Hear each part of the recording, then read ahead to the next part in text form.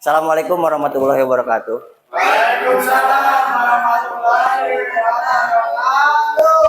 Terima kasih kepada Bapak Kepala Sekolah dan rekan-rekan bersedia meluangkan waktunya di acara diseminasi PKG PJOK.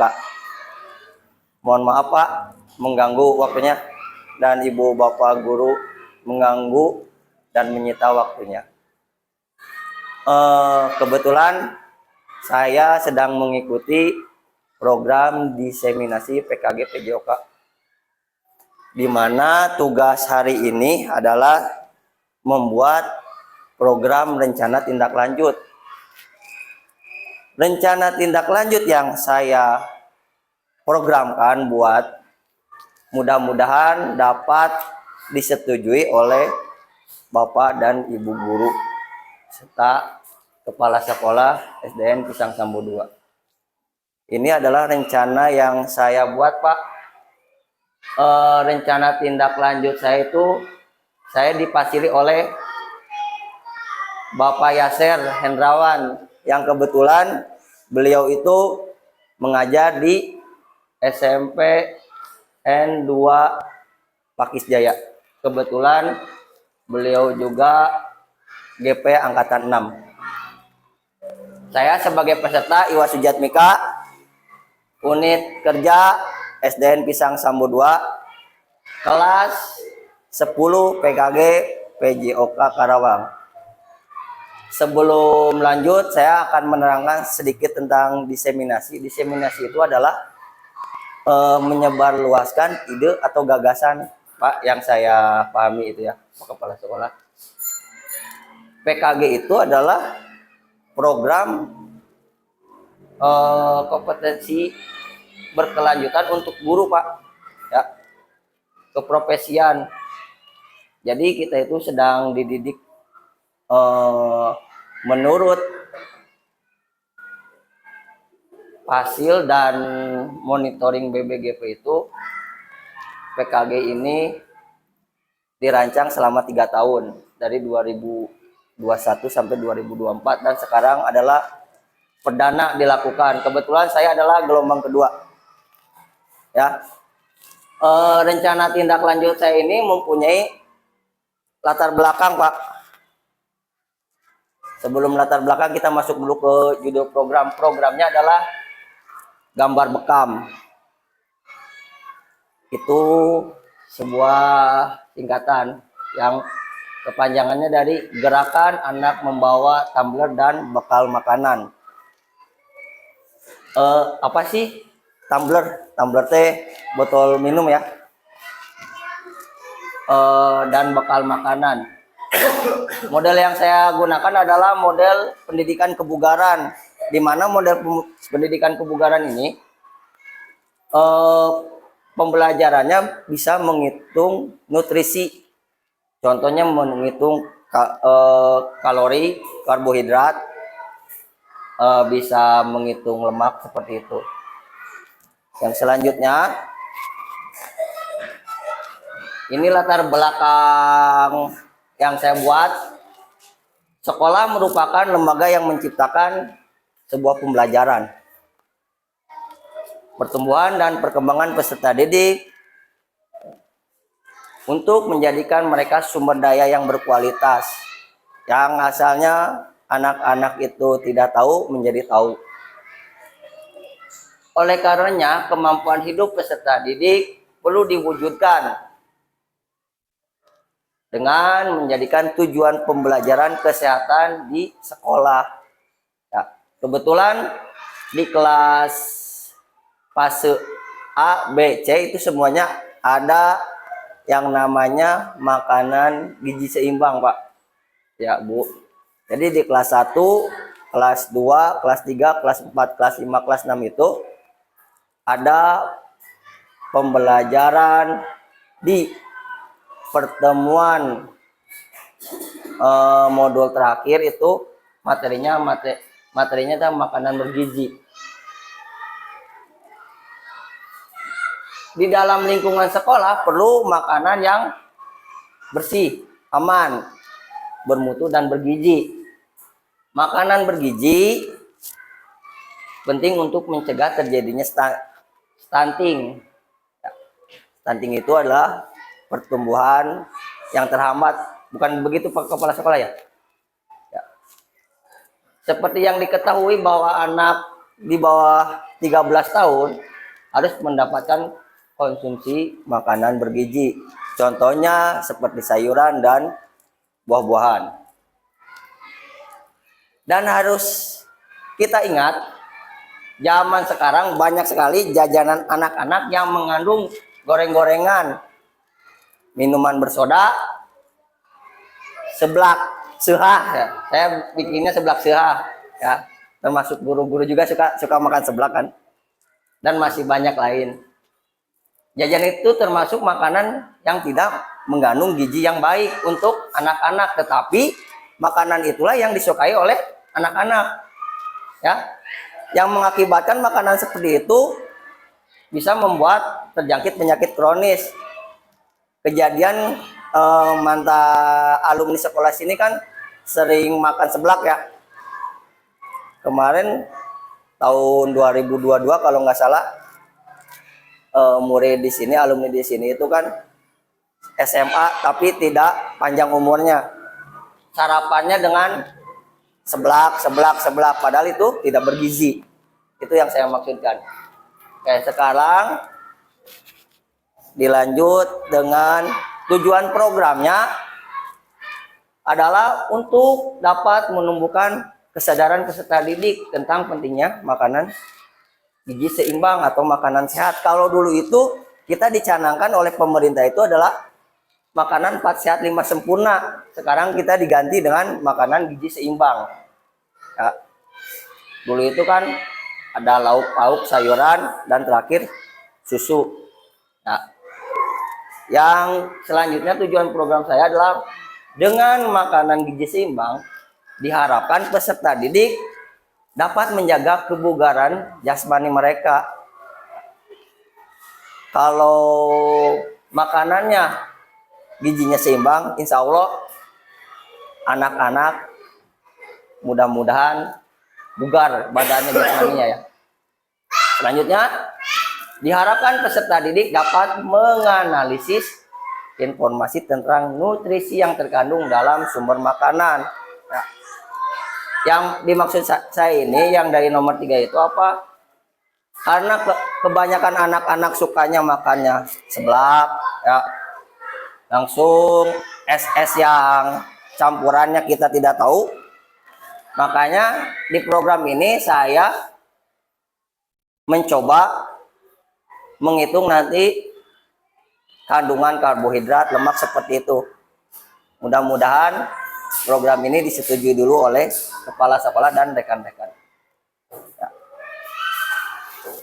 Yang selanjutnya capaian dan hasil yang diinginkan. Capaiannya adalah menumbuhkan peserta didik yang sehat, jasmani, rohani, dan bugar serta ceria. Tentunya kalau jasmaninya sehat, bugar, insya Allah anak-anak dapat ceria, ya, dapat berbahagia. Kalau jasmaninya, rohaninya tidak bugar, anak-anak otomatis mereka tidak datang ke sekolah. Seperti itu mungkin. Lalu capaian yang ingin dituju, yang diinginkan oleh saya adalah menciptakan peserta didik yang dapat bersyukur atas hasil sajian orang tuanya. Ya, orang tua itu memasak dengan penuh keikhlasan.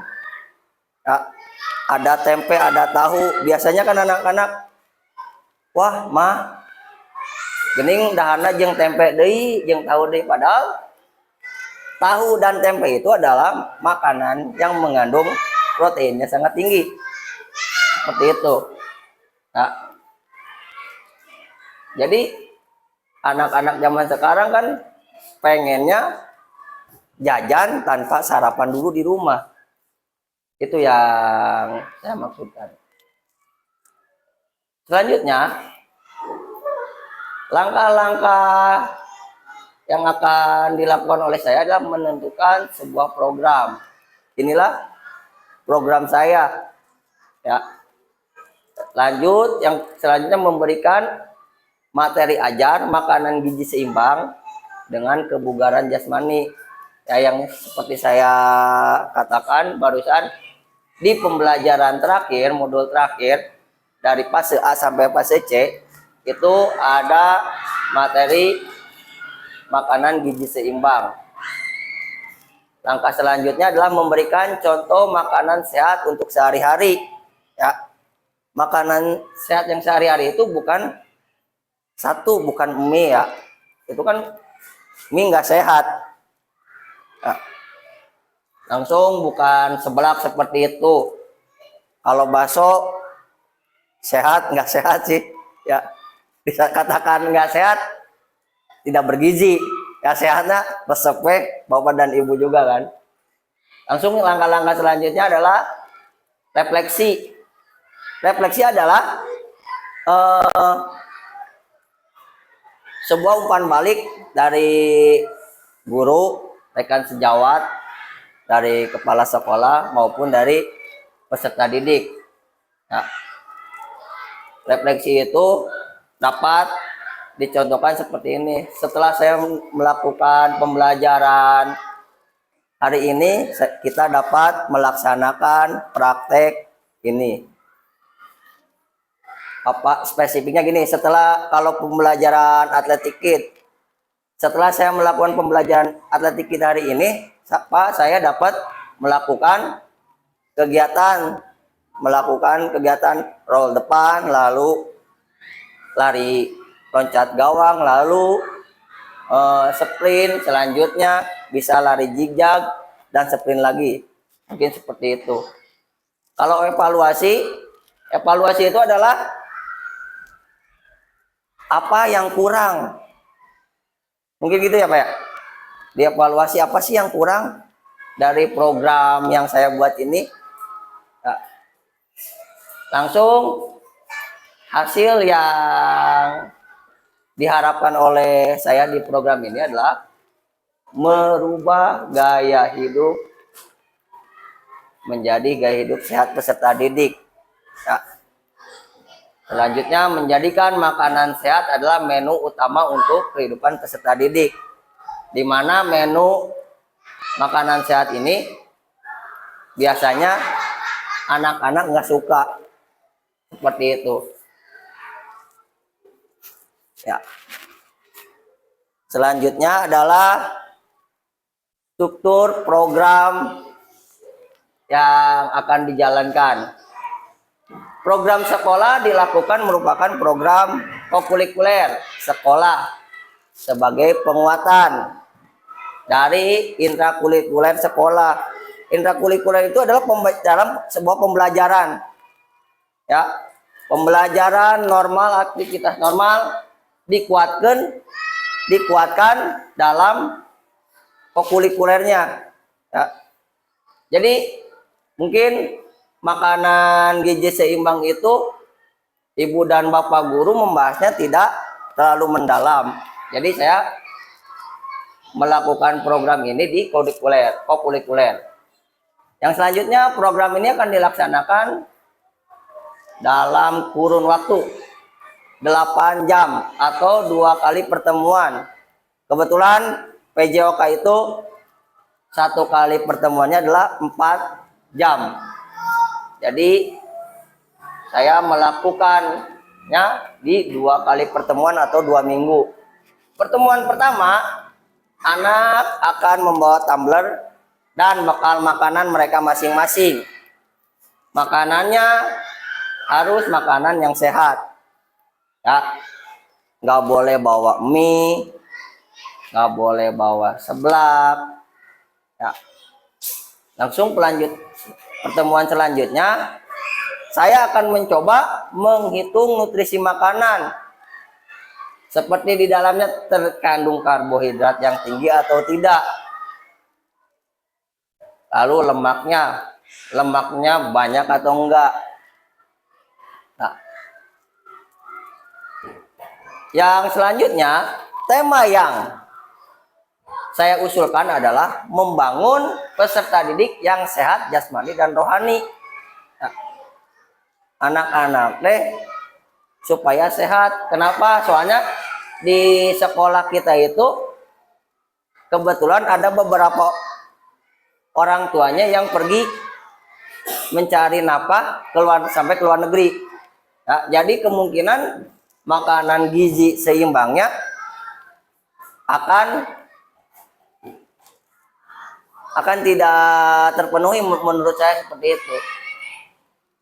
Peralatan yang saya akan gunakan adalah untuk melakukan program ini adalah ini: proyektor, PC, laptop, layar, dan kamera. Yang terlibat dalam program ini adalah kepala sekolah tentunya ya. Kepala sekolah adalah sebagai pembina di sekolah ini. Nah, yang selanjutnya guru sebagai guru pembimbing peserta didik, di mana guru itu apalagi di pembelajaran IPAS itu biasanya mereka bisa mempraktekkan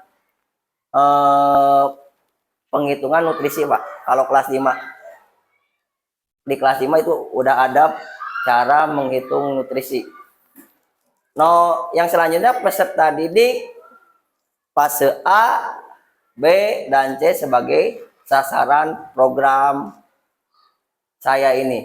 Jadi tentunya semua anak di sekolah SDN Pisang Sambo 2 ini saya menjadikan sasaran program saya untuk mereka menjadi peserta didik yang sehat jasmani dan rohaninya. Lanjut. Ya, ini aset yang dimiliki oleh SDN Pisang Sambo 2. Ya. Kapasitas yang dimiliki oleh sekolah. Ya. Yang pertama tentunya aset manusia. Ya. Sebetulnya yang saya pelajari itu ada 7, Pak, di diseminasi itu.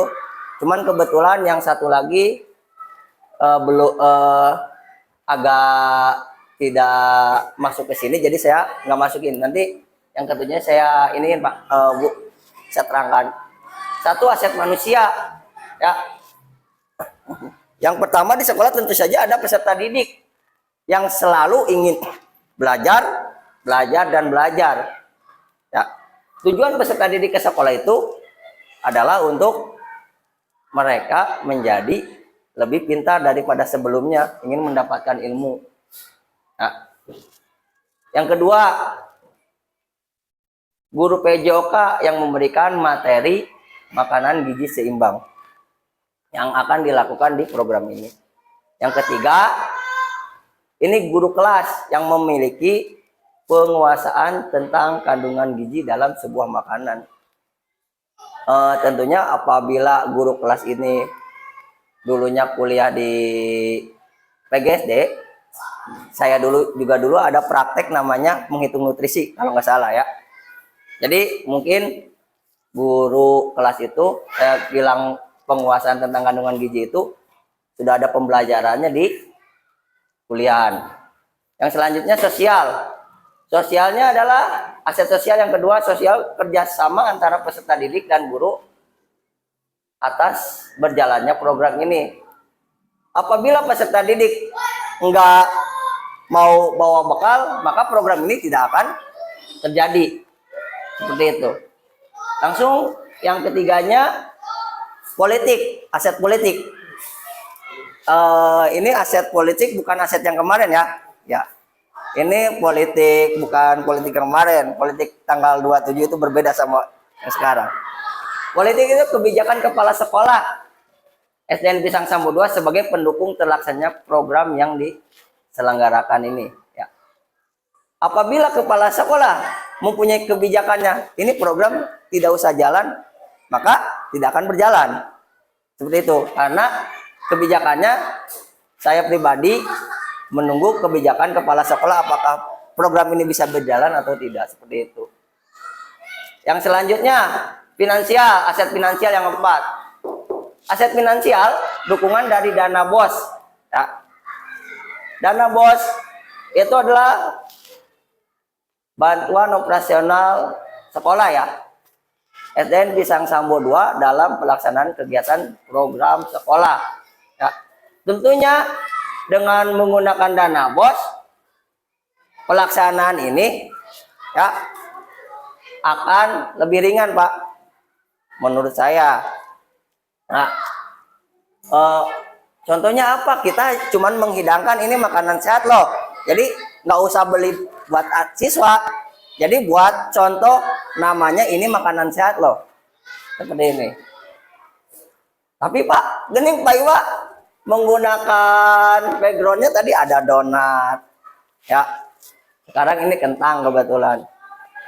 Saya sengaja melakukan background itu supaya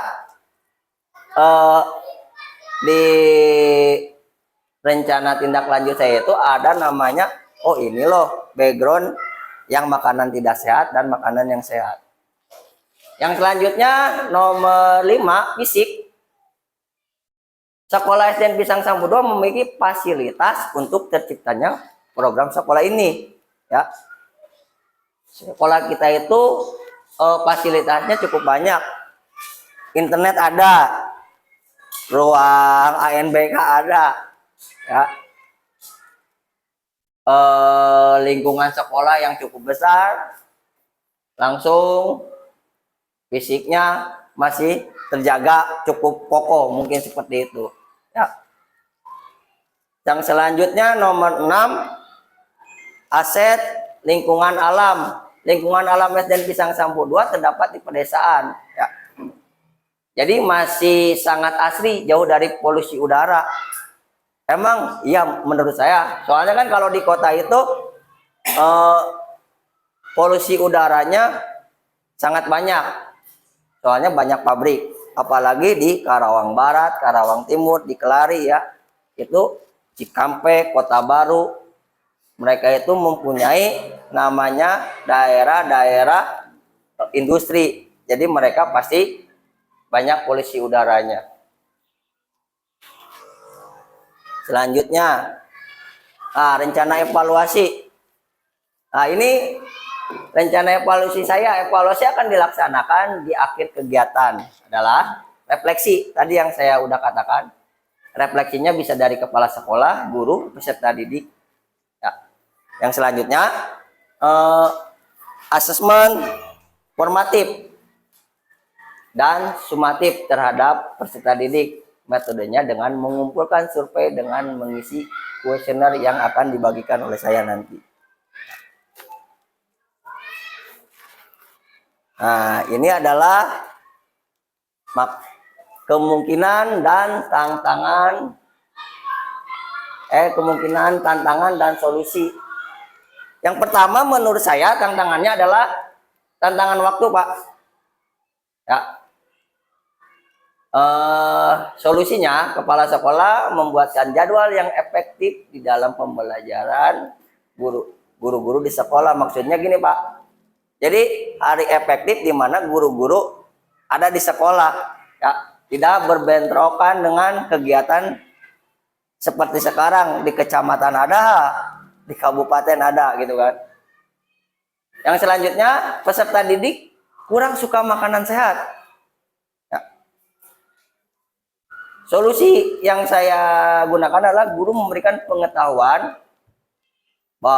bahwa pentingnya makanan sehat bagi kebugaran jasmani. Makanan sehat emang tidak enak. Ya. Nu enak itu lada asem, ya, ngarujak, bakso, lada asem itu seblak itulah ya, yang enak sebenarnya. Cuman itu adalah makanan yang tidak bergizi. Ya. Itu hanya membuat kita kenyang saja, ya. Membuat kita obesitas yang makanan ya. Yang selanjutnya adalah kesenjangan ekonomi. Kesenjangan ekonomi itu solusinya adalah guru memberikan paham bahwa makanan gizi seimbang itu tidak selamanya mahal. Biasanya kan yang namanya, wah Pak, makanan bergizi itu Pak ya lauknya Pak, daging, ya, ada ayam Pak, ada ikan, itu kan mahal Pak. Ya, kita itu nggak usah kalau nggak punya uang untuk namanya beli daging, seadanya saja. Ikan juga bagus, ya. Ikan itu berfungsi kepada otak kita untuk daya ingatnya untuk selalu kuat, Pak. Kalau menurut saya ikan itu proteinnya sangat bagus. Contohnya orang-orang Jepang itu pinter gara-gara bukan dari daging, melainkan dari ikan. Ya. Ikan itu sangat bernutrisi menurut saya. Ya. Mungkin pemaparan dari saya cukup sekian. Apabila ada pertanyaan dari Bapak Kepala Sekolah dan rekan-rekan guru yang ada di sini, mangga apabila saya bisa menjawabnya, saya akan jelaskan. Dan apabila saya belum paham, maka kita akan berdiskusi sekarang. Ya, mangga. Mangga Bu Wiwin. Ya.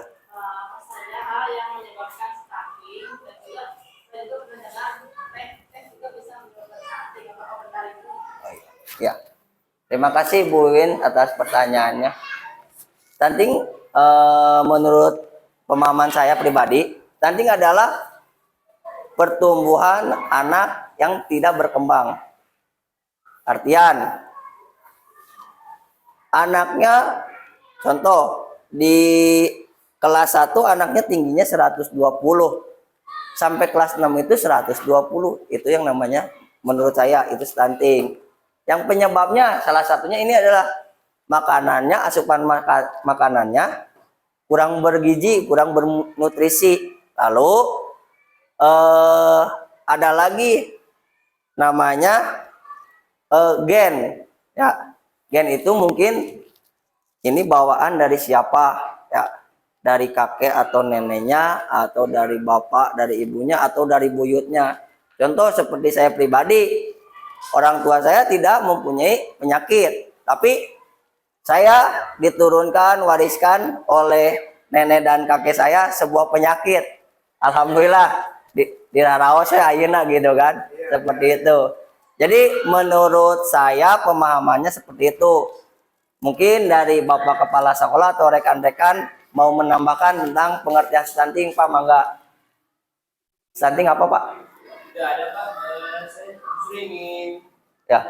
Pak, Ya. oh. Oh. Programnya populer. Ya. Temanya Bapak di demo, Pak. Itu udah loh. Apa, Pak? Ya, mau dinambahkan nggak mungkinnya itu? Makanya stunting. Jadi menurut oh, mangga Ibu Silvi mau menambahkan, silakan, mangga ke depan. Ya. Tadi kan Bu Wiwin bertanya tentang teh ya, teh menyebabkan stunting. Itu benar.